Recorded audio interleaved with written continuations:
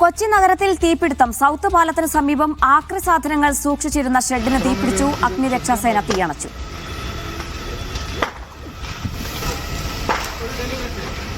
നിതിൻ സേവറിന്റെ വിവരങ്ങൾ നൽകാനായി. നിതിൻ, വലിയ അപകടമൊന്നുമില്ല, തീയണയ്ക്കാൻ കഴിഞ്ഞു അല്ലേ?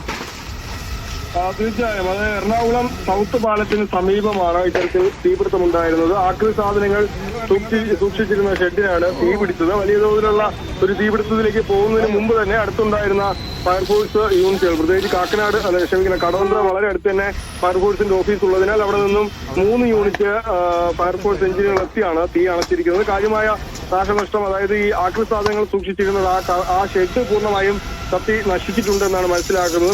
മെട്രോയൊക്കെ പോകുന്ന വഴിയാണ്. ഈ തീപിടുത്തത്തിന് തൊട്ട് മുകളിൽ കൂടിയാണ് മെട്രോയൊക്കെ പോകുന്നത്. ആ ദൃശ്യങ്ങൾ അത് കാണാൻ നമുക്ക് സാധിക്കും. അപ്പോൾ വളരെ പെട്ടെന്ന് തന്നെ തീ പിടിച്ചത്, അല്ലെങ്കിൽ പ്രത്യേകിച്ച് സൗത്ത് പാലത്തിന് സമീപം വളരെ തിരക്കേറിയ സ്ഥലമാണ്. അപ്പോൾ തീപിടുത്തം വലിയ കാര്യമായ ഒരു തീപിടുത്തം ഉണ്ടായിട്ടില്ല. അത് ഉടനെ തന്നെ തീ അണച്ചതുകൊണ്ട് ഏതായാലും ഇപ്പോൾ അവിടെ പുകപടലം നിറഞ്ഞു നിൽക്കുന്നുണ്ടെങ്കിലും തീ പൂർണ്ണമായും അണച്ചു എന്ന് തന്നെയാണ് മനസ്സിലാക്കുന്നത്.